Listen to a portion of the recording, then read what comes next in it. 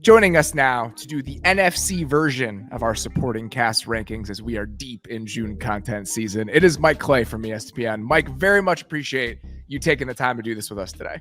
Yeah, of course. Longtime fan of The Athletic. A lot of my former colleagues were there too. I don't think I've done this show yet though over the years. So it's nice to hang out with you. I've been a longtime follower of yours as well. So and as you know, there's a reason you invited me. I love this stuff, right? I'm evaluating rosters year round, and always like picking apart these teams, talking about the good stuff, the bad stuff, finding the sleepers, the busts on a team level. Super fun. So it's gonna be great. You do a lot of fantasy stuff for ESPN, but I love kind of the league-wide work and the league-wide scope that you take on things. And every single year, I wait for you to tweet out your support. It's the unit rankings is how you describe them, right? So you have Unit truly grades, just a one-sheet unit grade where you have every single unit in the NFL for every single team graded. And it is one of those where I quickly do the Twitter bookmark. And I know that if I need to access it at any point, it's a very good resource. So I felt you were a perfect person to do this with because you're already doing this anyway.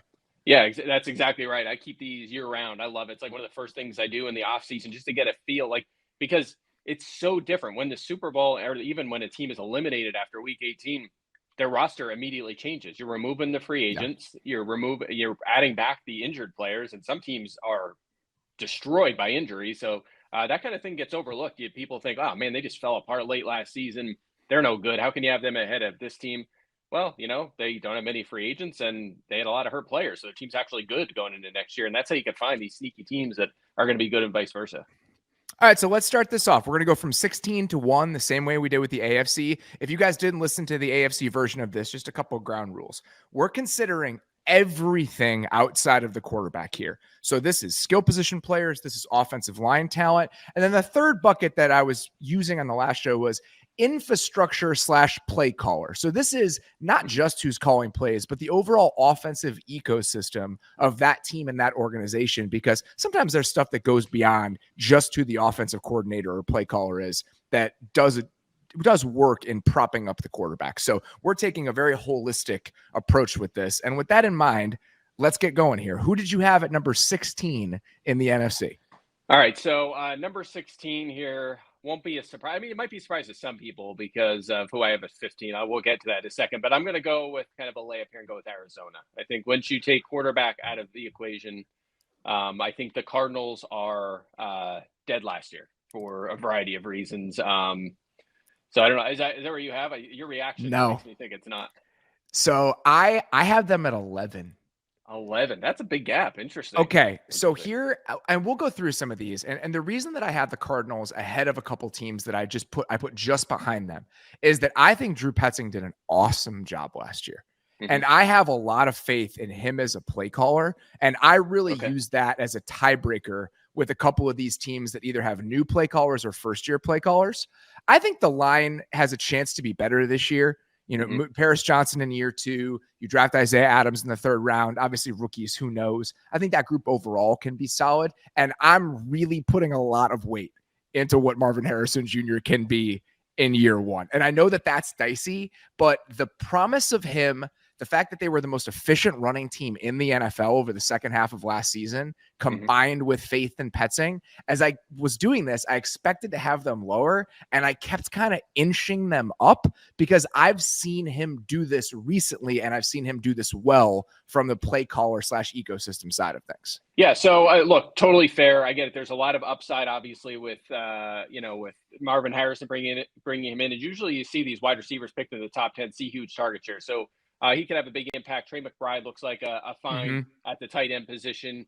But, the fact is, maybe I'm not as high on the offensive line. I think that's part of the problem. I know they have a lot of guys that played a lot of snaps last year, but I don't think they have a single guy that had an above average PFF grade last year. You look at the tackle like Johnson and Williams, their pass block win rates below average. I just not relative to the other projected 5s. I think this is maybe a bottom 5 offensive line. There's some upside there if these guys pan out, but it's not a unit I'm too pumped about. And then at the other positions, it's just depth concerns.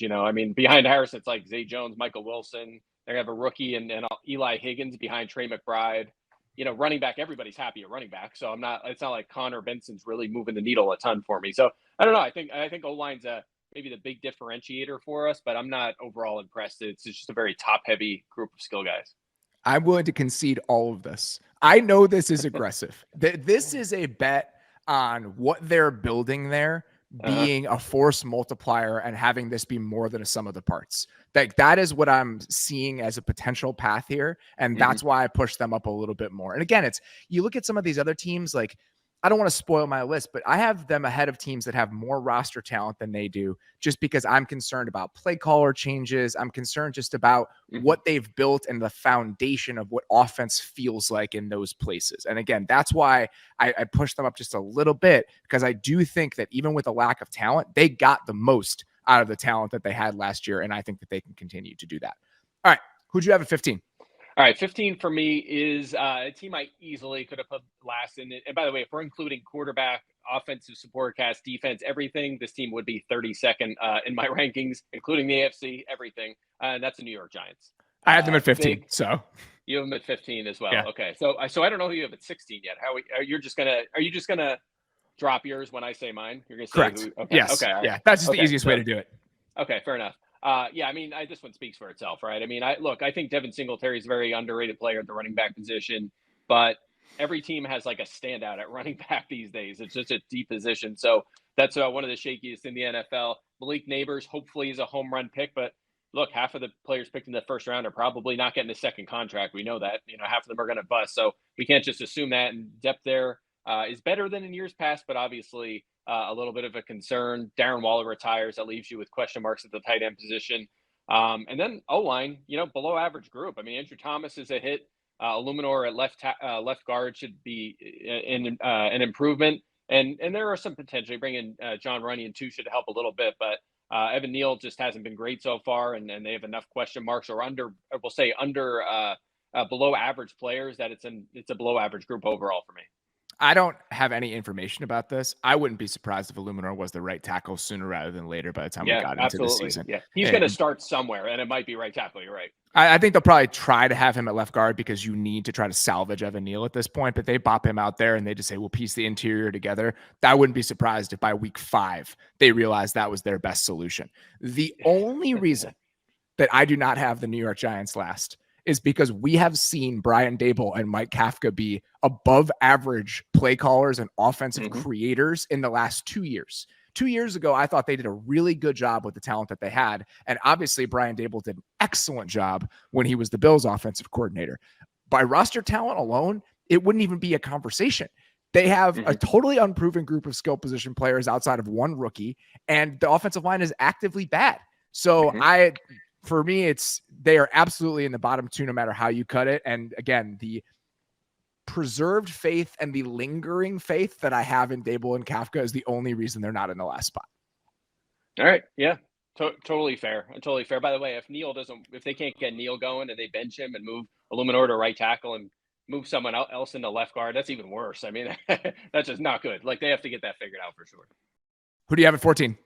All right, 14 for me. This might be a little bit of a surprise, but when you take Derek Carr out of it, the Saints supporting cast, they're not very good. So I have them at 14. I also had the Saints at 14. Okay, all right. I thought that one might raise an eyebrow. I think to people listening, maybe they would. You would expect better from this team. But look, I think that the running back room has potential to be really good, especially if they get something out of Kendra Miller. But then you go down to like wide receiver, Chris Olave, superstar, love him a lot. Big time questions after that. And you could talk about the upside of Rashid Shaheed all day long. A lot of teams have a really good one. Most teams have a good or proven, maybe even a standout number 2. Even more teams have a really good slot receiver or a 3. The Saints have massive question marks after Chris Olave. Bub Means, Cedric Wilson, A.T. Perry. These are depth guys or guys getting cut by teams in some cases. So big problems there. And then tight end, I mean, Juwan Johnson just had surgery. There's always been potential that hasn't worked out. Foster Moreau, Taysom Mills, obviously, you could put him whatever position you want. Fun player, but also 34 years old, which is something to keep in mind. And then, of course, probably no Ryan Ramczyk on the offensive line. Massive concern there. You're going to probably have a rookie left tackle. And this O-line has just gone the wrong direction the past couple of years. It wasn't long ago. They had one of the best O-lines in the NFL. Trevor Penning hasn't worked out. I wish we got a little more. Like, I feel better about McCoy and Ruiz than what their pedigree was. It's just it's a problematic O-line. It could go down as one of the worst in the NFL without Ramczyk. Without Ramczyk, I think you could make an argument they belong even lower than this. And that one of the only reasons they're not is because Chris Olave is here. And you can extend it to the coaching stuff. I mean, Clint Kubiak did a fine job when he was in Minnesota, but I don't think he's somebody that's going to be consistently moving the needle for them and lifting kind of the questions they have about the overall roster talent. So I have no issues at all with the Saints being this low. I had them at 14 too, and it wasn't that hard for me to put them there. I wasn't hemming and hawing about it. Yeah, absolutely. I mean, they might end up with around 500 because of their defense. They still have a lot of potential on that side of the ball, but the offensive depth is it's an eyebrow raiser. I don't know what they're like. Are they going to trade for Brandon Ayuk or what? Like, I don't know what they're thinking on that side of the ball. It's going to be a tough road. They seem like they're in a holding pattern this year. I think they understand that everyone there is probably a little bit pre-fired on the coaching staff, and they're just figuring out what's going to come next. That is the overall vibe I get with the 2024 New Orleans Saints. All right, so who'd you have at 13? All right, 13. I'm going with. Well, you know what? This might be the team you have. Maybe not. You know what? It's the Commanders. I'm going Commanders. I have them dead last. You have them last. Okay. I thought there was two candidates to be last, and so this one makes sense for sure. I'm curious where we're going to be different on this one. I think that the reason they're not lower is because I like the running backs. I think Brian Robinson's a really underrated player. Him and Austin Eckler is just a really perfect 1-2 punch, even if Eckler is a little older. Jahan Dotson, maybe now in a better circumstance, he can make a leap here. Remember, he was a first-round pick a couple of years ago, along with Terry McLaurin. And then, the tight ends, obviously, that's the major concern area there. Ertz and Sonat's a rookie. So that is a problem area. And then offensive line, I have them a little below average. I don't think this is a terrible group by any means, but they definitely have some questions at some of these positions, especially on the left side of the ball with Allegretti and Lucas is my projected left side of the ball. The other side's okay, at least. So that probably helps them out. More of a below average line, not like a horrific line. I had them last because I'm worried about the offensive line. I really do think that it's like a bottom 3 or 4 unit in the NFL, especially with what's going on at the left tackle spot and the fact that they just didn't address it outside of a third round swing. Maybe you get 5 by the middle of the season that you feel better about, but what it looks like on paper, I mean, Allegretti's been a depth piece for the most part during his time with the Chiefs. And, Tyler Biadasz is fine, but I think overall you're shooting for the middle at best with this group. And along the offensive line, I think that's a dangerous place to be. The reason how I slotted these when I was looking at this, these 3 teams I felt pretty comfortable. I was like, all right, they're the last 3 teams for me. And the reason I pushed the Saints up a little bit further is because I think Olave is the best receiver, proven receiver among all 3 of these teams, even though I do like McLaurin. And the Ryan Ramczyk possibility gave the Saints offensive line the edge over the Giants and Washington. The reason that I put Washington behind the Giants is because I have more faith in Dable and Kafka than I have in the people in charge of the Washington offense. The Washington offense is Cliff Kingsbury, which wasn't great last time we saw Cliff. It was kind of underwhelming. Their offensive line coach is the guy who just got fired as the offensive line coach of the Giants last year. And what they were doing, their passing game coordinator is the guy who was the offensive coordinator for the Eagles, who got fired a few games into last season. So the people that are overseeing this, I do not have a ton of faith in them lifting the players that they have based on the recent track record of the group that they have put together on that side of the ball. Yeah, that's interesting. I mean, I feel like Cliff Kingsbury's second and third year were pretty good. I mean, they were one of the top scoring offenses in year 2, 3 touchdowns a game. That's a big number. And then I think it was like 2.6 or 7 the next year. Both of those well above league average. So they were kind of cruising. And then year 4 injuries, everything kind of just fell apart. He got fired. But so I think I've been kind of found myself defending him a little bit. I think there's some reason for optimism, maybe a second time around as well. Will help things. And then I think with the O-line, it's just really the middle and right side. You mentioned Biadasz. That was like a big free agent signing. And then Sam Cosmi's been pretty good. Yeah, he's a good player. So I think he's good too. And Wiley kind of can hold down the fort. I mean, offensive tackle is certainly a concern, but I think there's enough there that it can be serviceable. Like it's not like 2023 Titans level of like, oh my God, like this is going to destroy this team, which, it obviously did. So I guess I'm with you. There's a bottom tier here and they're in it, but I think there's just a little bit more room for optimism. Just a pinch higher than you are. When I look at the heights that Cardinals offense reached when Cliff was there, I saw Kyler playing at the highest level he's ever played in the NFL. Like the downfield production and downfield accuracy when that offense was rolling at its best in like 2021, I just think that's a lot of the quarterback driving that and a lot of nice bounces of the ball. I think just overall, like the foundation of what that offense looked like and them having a system that had layers to it, had an identity to it, and something you could rely on. I think that there was a lot to be desired then, and I'm worried there's going to be a lot to be desired here.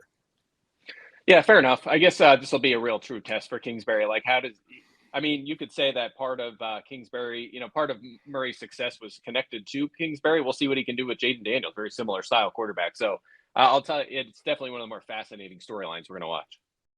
Who'd you have at 13? All right, 13 for me is a team that made the playoffs last year. I'm going with the Buccaneers on this one. Where are you at on them? I had them at 12. Oh, okay. All right, yeah. We're close. So I'm surprised you have them that low. Because if you're going to weight roster talent a little bit higher, why do you have the Bucs down there so far? So I think that first of all, I'm not allowed to say anything negative about Rachaad White. I ranked the Bucs running back room last year because White had barely played. It was a very unproven group, and he jumped into my DMs on Instagram and wasn't thrilled about it. So I have to be careful what I say about him, but no, look, I think he's fine. It's probably a league average, maybe a little below group. Depth is a little bit of a concern at receiver, but Evans and Godwin's pretty good. Tight ends underwhelming with Kate Otten at the top. But really it comes down to just an uninspiring offensive line for me. I mean, I look at their O-line and I think it's certainly below average. I mean, Tristan Wirfs is very good. The tackles are fine. I would say the interior is more of a concern, and you're going to have a first-round rookie at center. Most likely guard is a major red flag for me. So I think that kind of drags them down quite a bit. Maybe you're a little higher on the O-line there.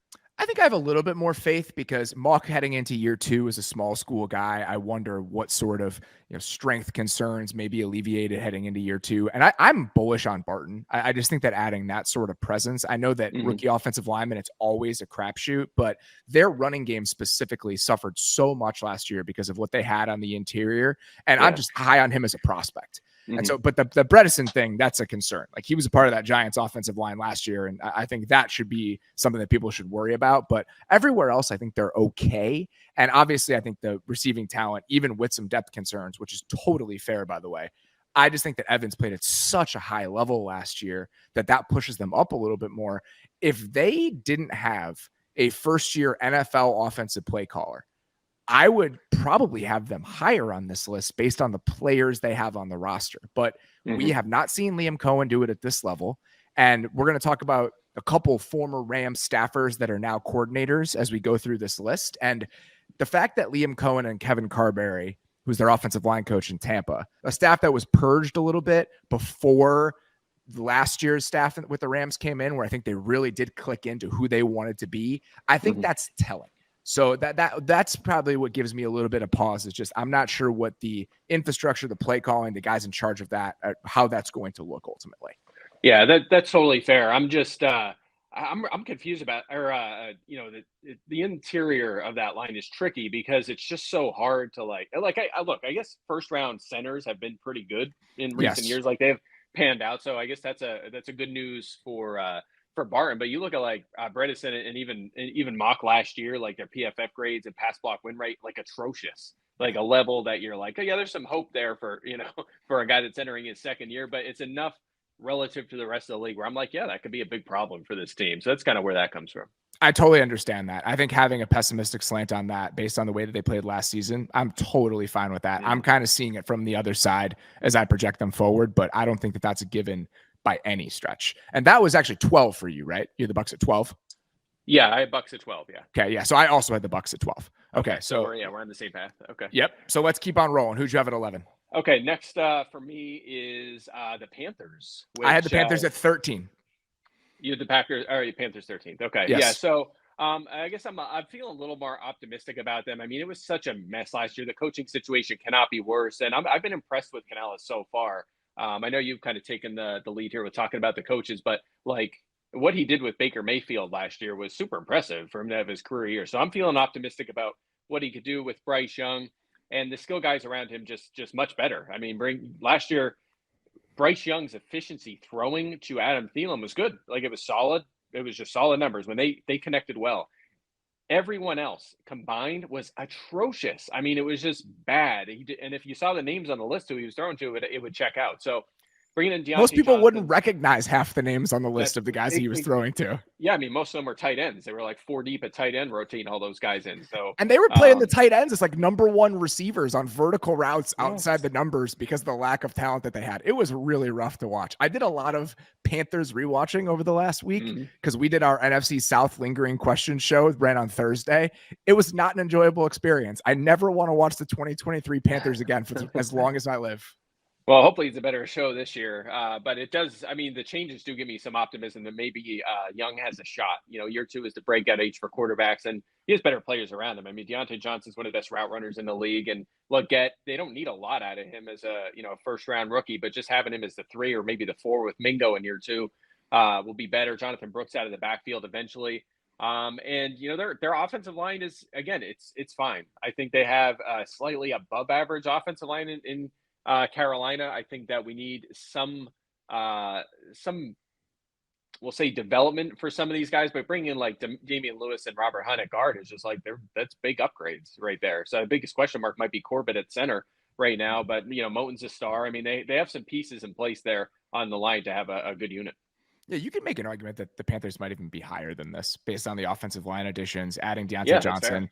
The fact that Dave Canellis, we've seen him do this. He did a really good job with Baker last year. And we talked about this on the show I did with Seth that ran on Thursday. But I just think that some of the ways that they unlocked Baker in Tampa, where it's spread out, a lot of empty, a lot of him allowing him to make quick decisions, play point guard. That's exactly what Bryce Young needs. So it's not like, oh, this guy's a quarterback whisperer, we're just dropping him with Bryce Young, this is going to work. A lot of the actionable stuff that they did with Baker, I actually think applies to things that they should try with Bryce. So I'm optimistic and hopeful about what that marriage can ultimately look like. I just think that the receiving core, even with Deontay Johnson, Leggett is a rookie. Who knows what his skill set's going to look like? He had 1 year production in college. The offensive line, I think, has a chance to be better just because the last 2 times we've seen Frank Reich as a play caller and a head coach, the offensive line was awful. Like the Colts offensive line was so bad in 2022. They made no personnel changes to the line, 0. And they were like a top 6 unit last year. So I think just changing who's in charge and changing the staff and just the way they're approaching offense, there's a chance you get better play out of that group. And especially with Quano, you need to. So I think they can. But this is just one of those where without seeing it, it's hard to push them up further, especially ahead of a team that has Mike Evans as its number 1 receiver. Yeah, totally fair. I'm with you. All right. So who'd you have at 11? That was Panthers. Panthers were 11. Okay. 10 for me is probably, this is going to be an interesting one. I'm curious to see where you fall on this team. I have Dallas at 10.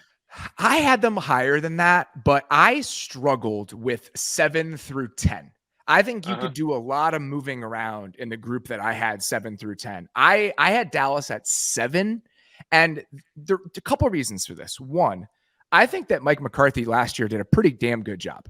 And just in terms of the offensive construction, what things looked like, he did better than I ever expected him to. I think they ran out of gas creatively as we got into the back half of the season. I don't think that they had ways to build on what they wanted that offense to be. But I think the way they've developed offensive linemen over the last few years, I'm willing to give them the benefit of the doubt with how young that group is. And I think CeeDee Lamb is a really, really good player. So there are enough strengths, even with some of the questions, that as I was doing this, I was like, am I really going to put them behind this team? Am I really going to put them behind this team? So that's how they got all the way up to 7. But I'm willing to concede that there are definitely some question marks to worry about.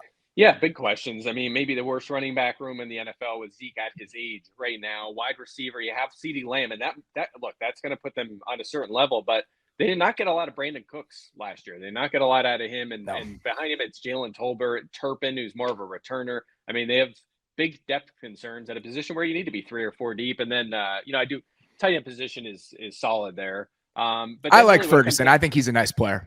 Yeah, me too. I mean, I think it's a fine position. I think Ferguson is an above average starter. So I agree with you there. But then, the key obviously is the offensive line. I mean, this is not your older brother's Dallas offensive line. You know what I mean? Like they have some problems here. Tyron Smith is gone now as well. You're going to have probably 2 rookies starting with Beebe and then Tyler Guyton, who by most accounts, was supposed to be a developmental guy, not a guy that steps in day one. I mean, now you're going to throw him in to this, pass heavy, highly productive offense and protecting Dak Prescott's left side. I mean, that's going to be a bold move. So the guard's good. I mean, they have Smith and Martin, great, but otherwise, and I'm not a big Terrence Steele guy either at right tackle. So the offensive line, it's probably the worst we've seen from them in a long time, and it's a real thing. Like, this could be a concern, a big problem. I think that there might be a little bit of reputation pushing this forward for me, and I'm willing to give that. But I think that Terrence Steele, 1 year further removed from major knee surgery, and I expect him to look better in 2024 than he did last year. It has not been that long since we saw him playing at a pretty high level. And That's I just fair. think that when you have pillars like a Tyler Smith, like a Zach Martin, Cooper Beebe playing between those two guys, that elevates somebody like that. The Tyler Guyton part of this, that is a major question. And like you said, he was considered a developmental guy, and now we're going to have him dropped in and be the day one starter at left tackle. That's scary. But this team, and I know that they've gone through several offensive line coaches over the last decade. Like, this isn't organizations don't make offensive lines, but I think so consistently they have developed these guys correctly that I just have more faith in their ability to get the most out of those two rookies and have this feel a little bit more seamless than it might for some teams with a more spotty track record at those spots.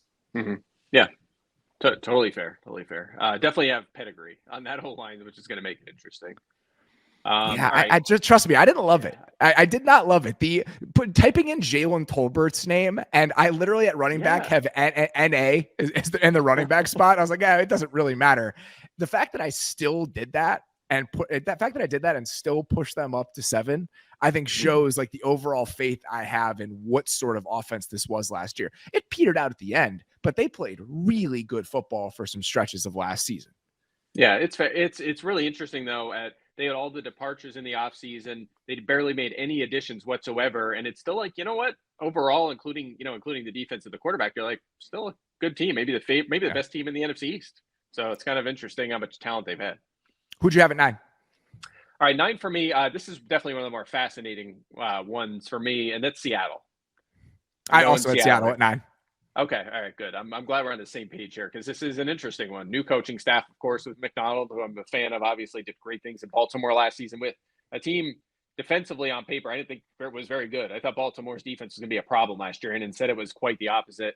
Obviously a new offensive play color there with Ryan Grubb as well. But what's really interesting about this group is the skill guys, the skill positions are excellent. I mean, you have one of the best trios in the NFL with DK Metcalf, Smith and Jigba, and Tyler Lockett. And then running back, one of the best duos with Ken Walker and Zach Charbonnet as well. Noah Fant, we'll see what they get out of him. But overall, that's great. The problem is they might have the worst offense line in the NFL. I mean, that is the big red flag for me. I have concerns. My assumption, and this is based on nothing, I think we'll see Christian Haynes as the starting right guard sooner rather than later, just because of how Anthony Bradford played last year. And I would hope that with some better health at the tackle spots, we can get better play from that group over an extended season. Because 2 years ago, they were fine. It wasn't a huge concern 2 years ago the way it was last year, where it torpedoed the offense for stretches of last season. Yeah, I mean, you're right. Lucas was serviceable as a rookie, but remember, he was a third rounder. Like, what is the ceiling there? Like, is he just going to be an average player, or is he going to be like, he obviously had a big step back last year, missed a lot of time, but wasn't good. Average would be a huge improvement on what they got last year. Totally fair. I have him graded slightly below average for now. Again, relative to 32 starters. Bradford, though, you mentioned him. That's a problem at right guard. And again, if he's not the answer and you go Haynes, that's a third round rookie. You don't know. I mean, there more third rounders going to be bust than are going to pan out. Nick Harris at center, Laken Tomlinson. I mean, he's dropped off. I mean, he could be at times. He's been a really good player, but not as of late. And then, I mean, Cross is a strength, I would say. I mean, it's not like, if you're looking at the numbers, it's not like a guy that's posted elite numbers of PFF grades, pass block win rate. Like, he's been fine, but it's just I don't see enough here. I think this could be a big problem again this year. I would not be surprised if the unit ultimately was a hindrance on who this team was on offense.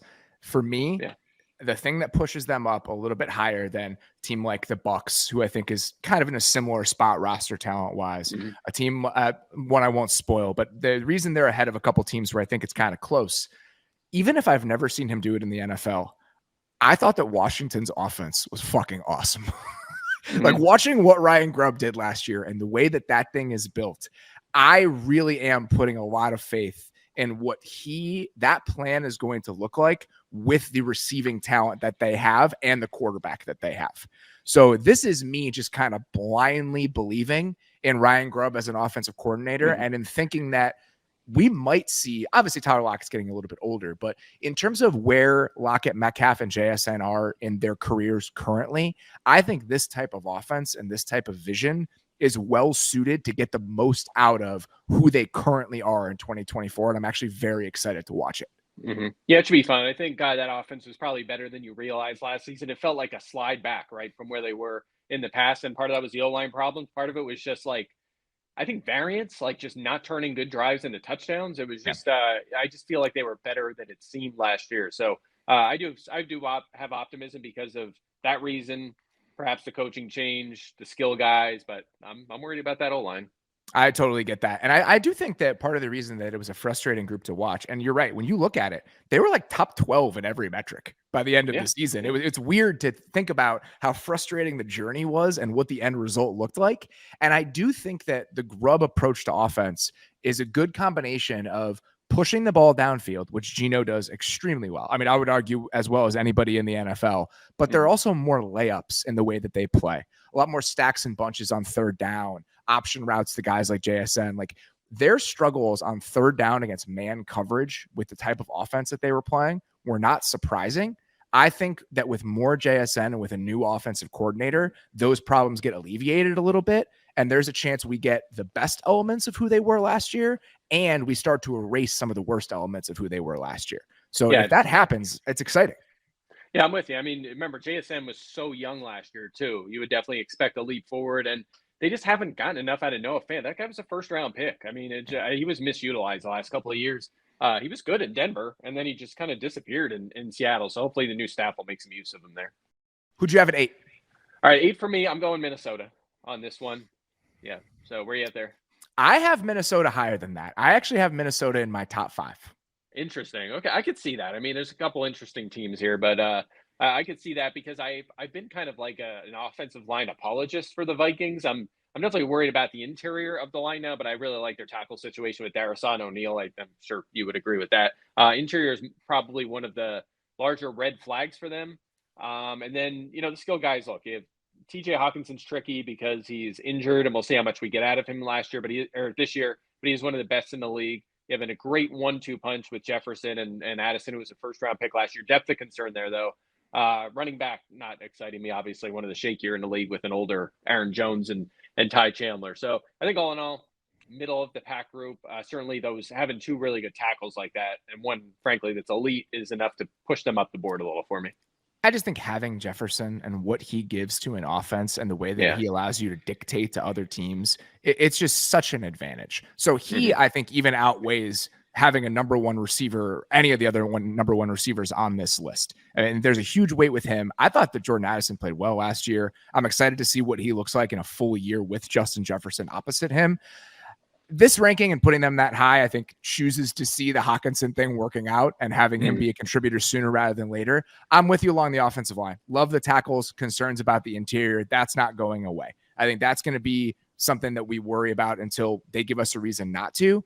The reason that I kept pushing them up, and the reason that I put them ahead of one team that I think is probably going to be a little bit controversial, I like the fact that this is a team with a play calling offensive head coach, and it's a staff that has been together for the last few years. Even if you remove the quarterback, I just think that having an offensive staff intact now for 3 years in a row, this is a group that can build on ideas. They can figure, all right, this is what we didn't do well. This is what we do well. This is how to get the most out of this. Even going from year 1 to year 2, not all of it came together, but something like going out and getting Josh Oliver, being a little bit more of a 12 personnel team, trying to solve your problems in the running game.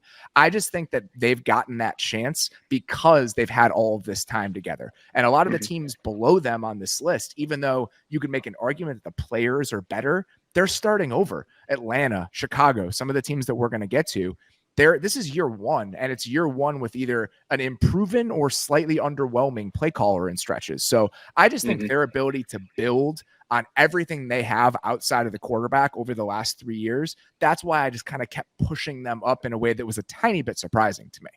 Yeah, and I agree with you on Kevin O'Connell. I mean, they were mid-pack in QBR as a team without Kirk Cousins last year when he was not playing. So I wanted McCarthy there. Like, I just feel like that's a good fit. I want to see him develop with O'Connell, and there's a lot of potential there. But yeah, it's going to be tough with him being so young, McCarthy. It just feels like we got to just get through this year, develop him, get on to 2025 and try to win football games. But I think there's enough concerns here. They're going to struggle. I think they're the worst team in the division. It's just going to be a rough year as you develop the quarterback. Who'd you have at 7? All right, 7 for me. Again, this is a team I could have put behind Minnesota, but I think their coaching situation is even better. So I'm going with the Rams on this one. Love McVay, obviously. Are you higher? What are you at? Much higher. Much higher. Okay. I mean, much higher. Look, I love McVay, but I can only go so far. In this one. Love what they got out of Kyron Williams last year. I'm not a big Blake Corum fan, so he moved the needle much for me. Nakua and Kupp is good, but Kupp's getting a little older, and he's had a lot of injury issues over the years. Higbee is dealing with a major knee injury, which limits the tight end position. And then the O-line, I have the O-line like right in the middle. I think it's like just a mid-pack offensive line here. So I don't know exactly what they're going to get out of that. The right side's great. Dotson and Havenstein's good. I think Jonah Jackson, he got paid, but by the metrics, I don't know that he really jumps off the table. I think you're talking about an average a left guard there. So I think it's fine. I think it's a serviceable offensive line. So I'm curious to hear your case here, because I have a lot of faith in McVay, and this team did a lot better than I expected them to last year, but I have enough concerns to knock them down a little bit here. I like the offensive line more than you do. I think that them leaning in stylistically the way they have to what they now are trotting out there on the interior with Jackson, Avila, and Dotson, I just think it allows them to even lean even further into the type of running game they wanted to have last year. This is a downhill team. It's going to be the biggest, probably strongest interior of the offensive line in the league. The left tackle, still a question. Like Larry Jackson, the fact that he's acquitted himself as well as he has after kind of getting dropped in there a couple of years ago, that's probably still a concern. But the other 4 starters, I think they're in very good shape. And I actually think the synchronicity and kind of the complementary nature of it all works very well. I like the receivers. I think Nakua is, obviously what he did last year. Cooper Kupp at this stage of his career, we'll see. It's still a good enough group. This is a McVay bet. This is just we have seen him do it in multiple iterations over the last 7 years. The fact that the Rams last year have an offense that I think a lot of teams around the NFL are going to steal from, and that offense looks not entirely different, but drastically different to the offense that changed the NFL in 2017 and 2018. I think that speaks to what sort of coach Sean McVay is, how proactive a coach Sean McVay is. I just think that an offense with him at the helm and good enough talent in the way that they have it, I just have a ton of faith in that group overall, even if the roster doesn't stack up to some of the other teams that I have a little bit behind them.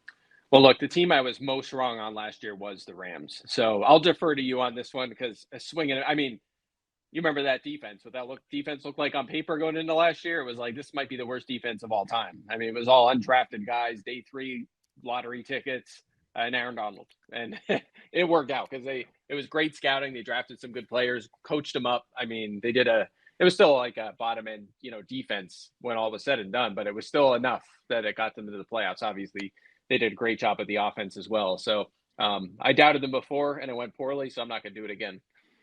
I was talking to a coach on the Ravens staff earlier this offseason, this spring, and hearing the way that defensive coaches, even on good defensive staffs, talk about the Rams and talk about what Sean McVay was doing last year, I just think that goes a long way in my mind. And I do think that he is somebody that in quiet ways and in loud ways is pushing the league forward.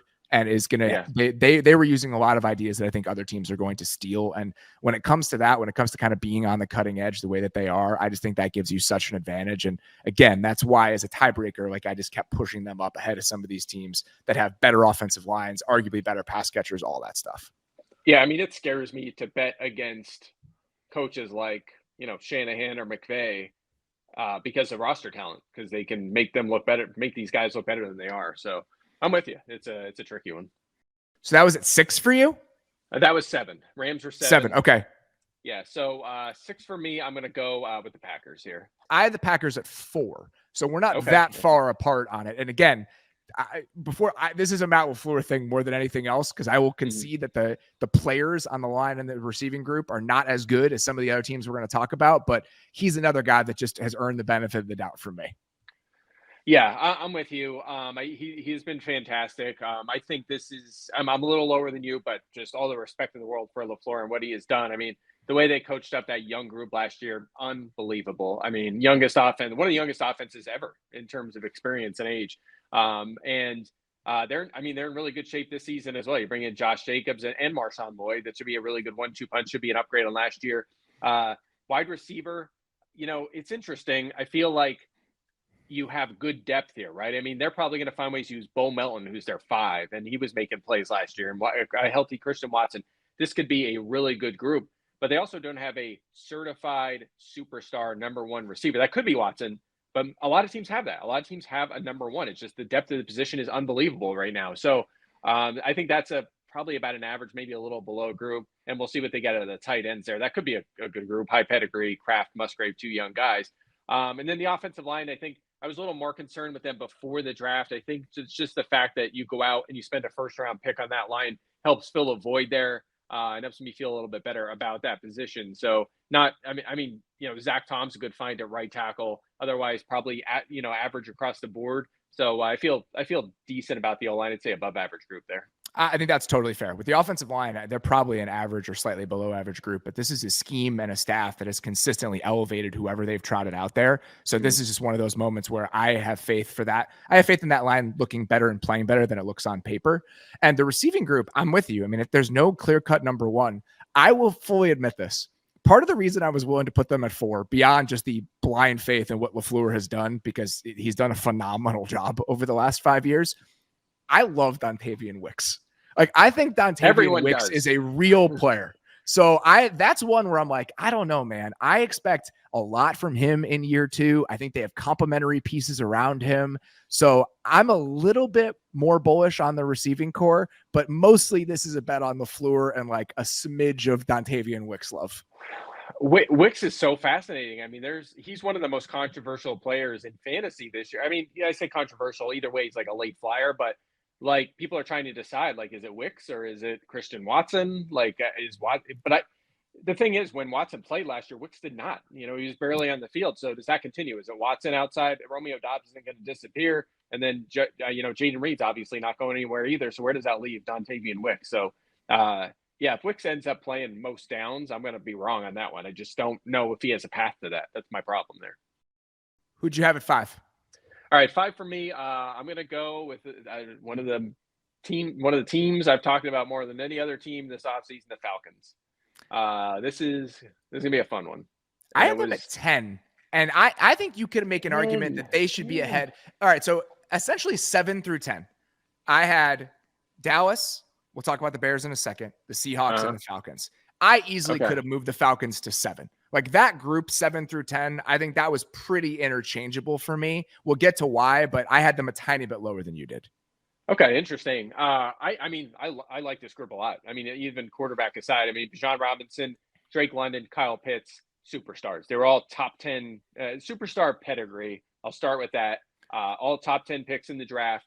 Robinson looked the part last year. London, I think, has looked the part. He just, 6 targets a game is not going to cut it. You've got to get the guy the ball more. And again, Pitts has been injured, but he had 1,000 yards as a rookie. I believe in all of these players. Darnell Mooney, as you know, when Chicago was their number 1 for a while. He's a huge target shares, was a feature player. I think he's a formidable number 2. So I think that those positions are pretty good. Where I assume we're going to have some differentiation here is offensive line, but I love their offensive line. I don't know where you fall, but I mean, Matthews, Dahlman, Lindstrom, McGarry are all plus players by pretty much every metric. Left guard could be a concern area, but that's a second-year player with Bergeron. So I really like the Falcons' offensive line. I think it's one of the best groups in the NFL, certainly top 5 on paper. I am not that high on them. I like them. I have 2 concerns about the offensive line. I think in pure drop back situations, they're not necessarily built for that. the same way they are for a hyper-specific sort of run game. McGarry is much worse in pass protection. Dahlman is a little bit undersized. Bergeron even is a little bit undersized for a guard just in terms of bulk. So that side of it, I think that they're just less flexible than some of the really, really good offensive lines are. But I do think it is a solid / good group. The reason that that 7 through 10 group with Dallas, the Bears, the Seahawks, and the Falcons, the reason that I ultimately put the Falcons last among that group, when it gets to play caller and people in charge of that, Zach Robinson is the only one in that 4 that we have not seen do it either in the NFL or in college recently and have success. That was the tiebreaker. I think you easily could have them at the top of that group if you believe in Robinson and you have the faith that you do in the actual roster talent. But having him not be somebody we've seen in this role before, plus to me, again, the little bit of lack of flexibility in the offensive line. And I'm not as high on Mooney. And I'm also not as high in Mooney's fit within this offense. Like, I don't know exactly how all the pieces are going to fit together, even though I understand he's a marketable number 2 receiver. So I have enough question marks combined with the fact that we've never seen Zach Robinson in this role, that was the tiebreaker that pushed them down behind those other 3 teams. Yeah, but don't forget, Zach Robinson, PFF guy, close to my heart, right? I honestly think that he's going to be really good. Like, truly. Yeah, I think Zach Robinson is going to be really good. Yeah, I mean, it comes from the McVay tree, which we just talked about. We love that for sure. And obviously, a little tongue-in-cheek there. But I believe in him. Just the way he's gone about his career, too, with that background and what he did at PFF. Not just being there, but what he did there. And then to go to the Rams and then, get this opportunity. And honestly, it's got to be better than years past. I mean, Arthur Smith has had his success in this league. Don't get me wrong. He did good things with Tennessee, even with Matt Ryan in year 1. And I know he's had bad quarterback situations, but good coordinators and play callers are going to maximize their skill guys. They did not do a good enough job at that the last couple of years. I don't think Robinson makes that mistake.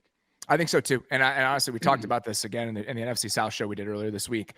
This style of offense and the skill position players they have, I love the overlap there. I think Kyle Pitts on some of those in-breakers and he Pitts in London in some high-low situations. Like, that's what they do. That's what they should do. And this offense is going to accentuate that. So I'm with you. Again, I could have had them as high as 7. It was just the fact that we've had some actual proof in the pudding with some of these other play callers compared to Zach Robinson. Totally fair. Totally fair. Get that. All right. You ready? I can't. This is shocking to me. Let's talk about your Bears. Yeah, I'm at 4 for the Bears. I mean, look, I think the guys around Caleb Williams are really good. I mean, this is probably the best situation a first overall pick at quarterback has ever walked into. It's definitely fueled by wide receiver. I mean, you have one of the best trios in the NFL with Moore, Allen, and Odunze, who, I mean, look, top 10 receivers, as we talked about with Harrison earlier, are generally featured players, and they don't even need him to be a featured player. Gerald Everett was a starter last year at tight end. He's a solid player. You bring him in with Cole Kmet. I like all 3 of their running backs. You bring in DeAndre Swift. I love Herbert as a rusher. Roschon Johnson was one of my favorite prospects coming in. And then, the offensive line, I have them ranked as an above average group, maybe even just outside the top 3rd or right around that range. Jones and Jenkins on the left side, that worked out. Jenkins at left guard, I feel like that's been good. Darnell Wright, first round pick last year. I thought he was solid and could make a leap forward this season. Some question marks inside, but otherwise, I think you have a serviceable O-line, and I think you have a really good group around Caleb Williams. So I like this group a lot. Yeah, I couldn't get them ahead of the teams that, again, have real track records of success with just offensive ecosystem. Vikings, Rams, Packers, like these guys who have consistently gotten the most out of their groups. The Rams and the Packers specifically, I think that those were clear cut ahead of this team for me. Waldron, I think, did a solid job in Seattle. I don't think he did an overwhelmingly good job. I think that there's some predictability to the way that they play. There's some volatility to the way that they play, but he's been a solid offensive coordinator. The line is fine. I expect Darnell Wright to be a lot better in year 2. Just those are the types of leaps we typically see from offensive linemen, especially highly drafted guys who showed some of the flashes he did last year. Braxton Jones is serviceable at left tackle. There are questions on the interior. Tevin Jenkins has been consistently hurt over the last few years, even though we've seen him play at a high level. Coleman Shelton is fine, and Nate Davis did not play that well last year. So I think in the best case scenario, they have like a top 12 offensive line. It could be much worse than that. It's hard to argue with the receiving talent. Like maybe Keenan Allen takes a step back because he's going to be 32 years old and the track record of receivers that old is just not very good. But even if that happens, you have a Dunze waiting in the wings. Right. So, but the teams I have ahead of them, like I couldn't put them ahead of like the teams I talked about. I couldn't put them ahead of the Packers, couldn't put them ahead of the Vikings, couldn't put them ahead of the Rams, and I couldn't put them ahead of the Eagles. Like the Eagles have too many good players for me to give the Bears the edge over a team like that. If you told me they should be ahead of the Cowboys at 7, fine. I'm totally willing to concede that, but everyone's 6 and above that I have, it was just hard for them to crack that list for me. Yeah, I mean, I do have the Eagles ahead. I feel like the top 3 were pretty easy to put them up there. But after that, I think all these teams were very close. But I'm buying into the skill guys. I just really like this skill guy group. And it sounds like I'm a little higher on the offensive line. But, I mean, look, regardless, I think, like, Williams walking into this situation, he should be able to put up some numbers. I mean, he should even if it's 7. Think about that. Think about having like a top half of the league supporting cast when you were the number 1 overall pick. And not even in the top half of the league, just supporting cast. From a receiving core standpoint, solely, they're in the top 5. That is a disconcerting situation for me. Like I feel uncomfortable looking at a Chicago Bears depth chart that looks like this. Yeah, it is unreal. I mean, I have Williams projected to throw 23 touchdowns in 15 games, and that might sound like that's not that high, but for a rookie quarterback, that is a high number. I mean, that's optimistic. I think his line is like 23, 24 in that range as well.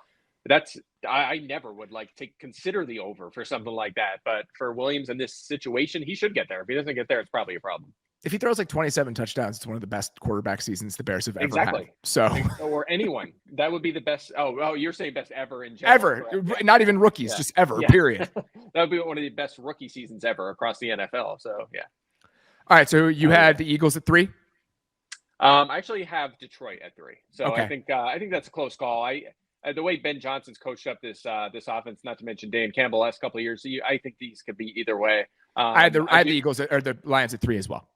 Oh, you do? Okay. All right. So we're on the same page there. Yep. I mean, look, at this point, like there's not much negative to say. I mean, elite running back room here. Receiver depth is where you could get picky, I think, with the Lions for sure. Correct.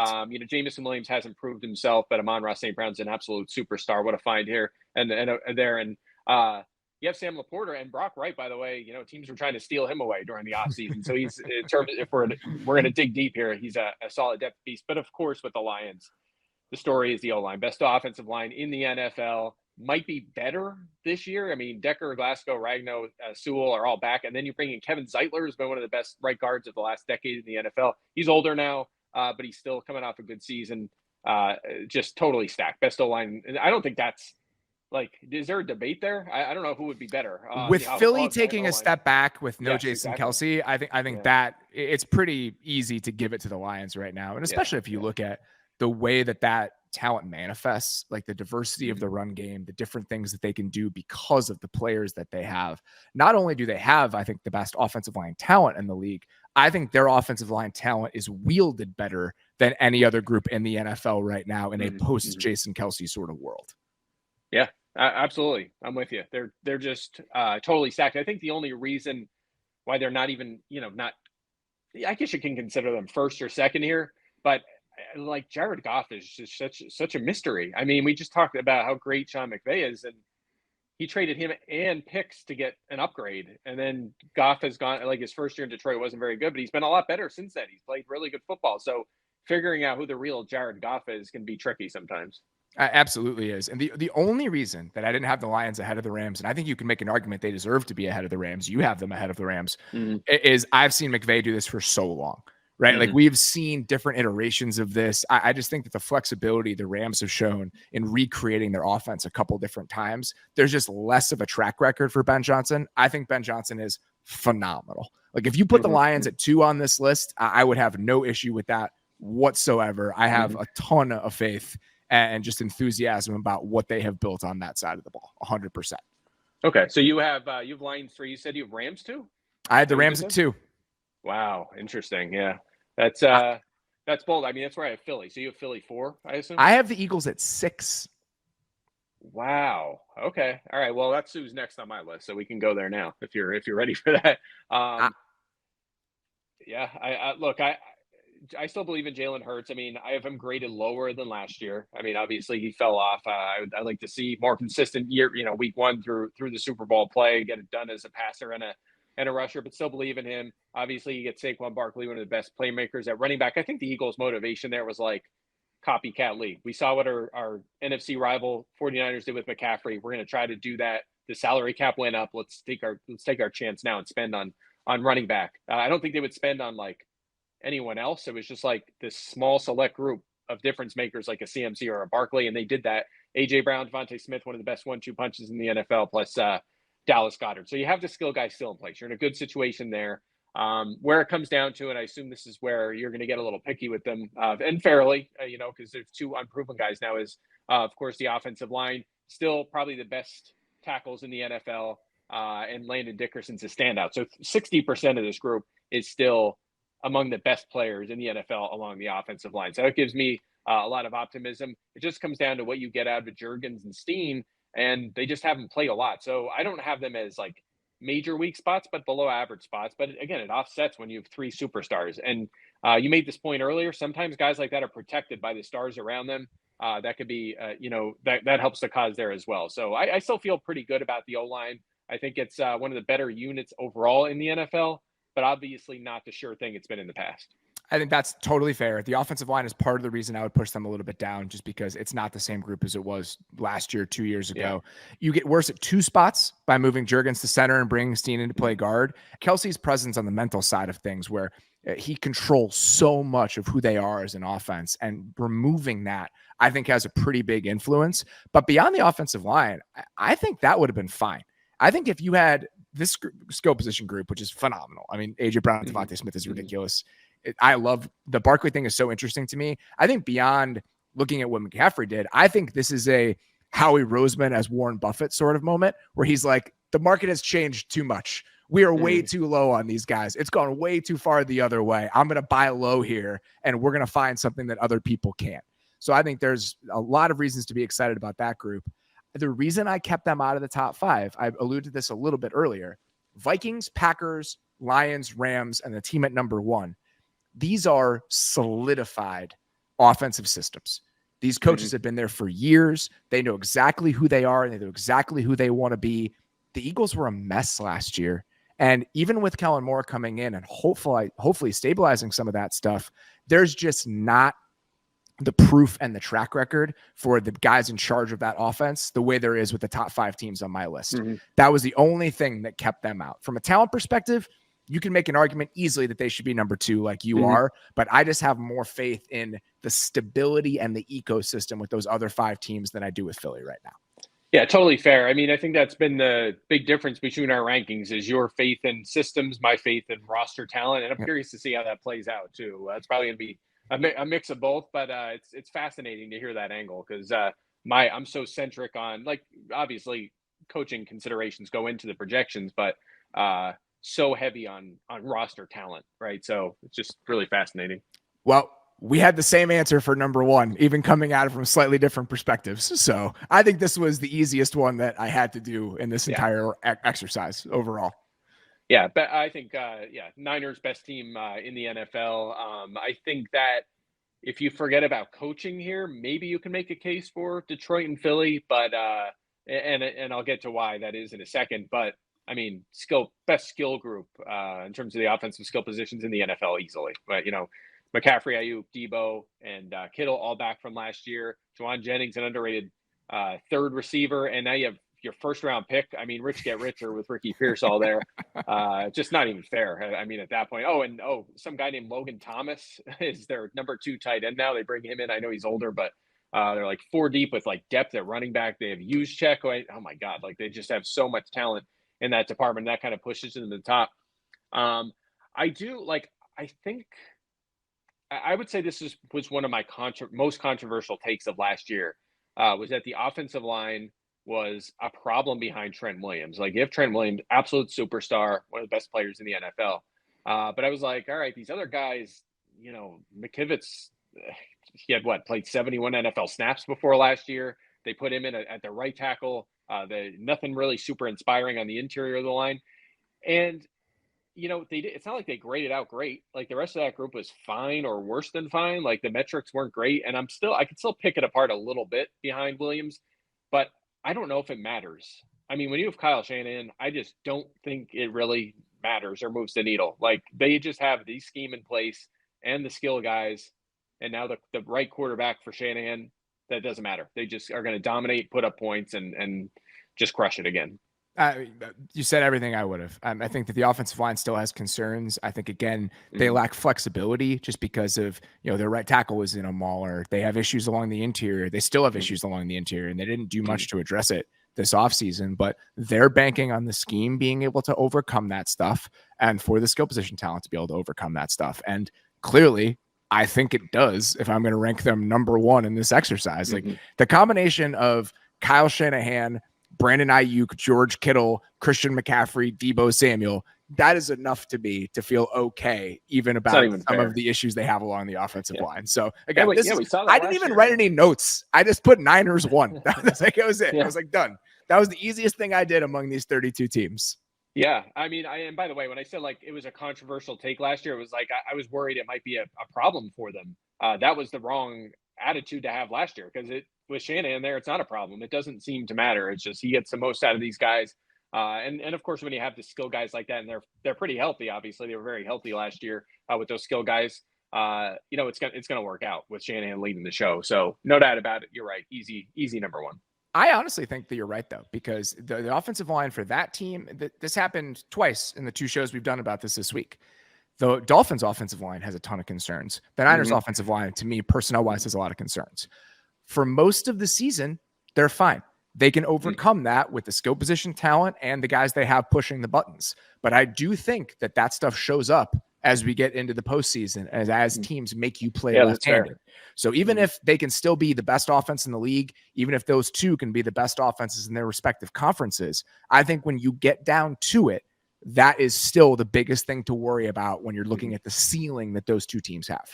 Yeah, that's a really good point, because I do still feel like the 49, like the Packers just handed them that game. I mean, they could have lost several times in the playoffs before they eventually did in the Super Bowl. Like the Packers had that game won. I mean, that was over. The Niners could have got knocked out several times. So I hear you. That's a completely fair point.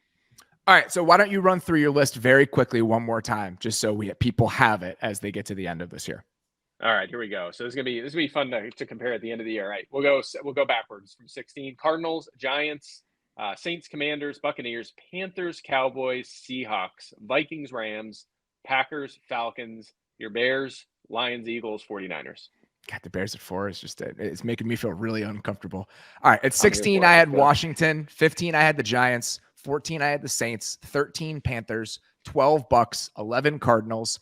10, Falcons. 9, Seahawks. 8, Bears. 7, Cowboys. 6, Eagles. 5, Vikings. 4, Packers. 3, Lions. 2, Rams. 1, Niners. That's it's fun. I have all 4 of the NFC North in the top 8. Yeah, I'm here for it. That division is going to be fun. That's going to be a really fun division. I mean, I think I do too. I mean, I think, I have them. Yeah, I have them at eight as well, because I have the Bears at 8, but I have all of the other teams ahead of them. I just think that there's a lot of good offensive coaching happening in the NFC, even independent of the guys on those rosters. So hopefully we'll have a lot of very good watchable football in the NFC North, as that's what I spend most of my time doing. So. Yeah, look, I don't think the Vikings with Darnold and McCarthy are going to win that division, but I think any of the other 3 teams can. I think that's wide open, especially if Caleb's the real deal. So that's going to be one of the divisions to watch this year. It's going to be super fun. Really, really appreciate you spending the time with us today, Mike. I know you got a lot going on. What are you working on? Where should people be looking for the stuff that you got going? Yeah, so just working on NFL and fantasy content. Just filed a couple things, so it'll be up at ESPN.com over the next couple of months, and all that fun stuff. So just pumping out content. You know how it is. It's the grind I certainly do.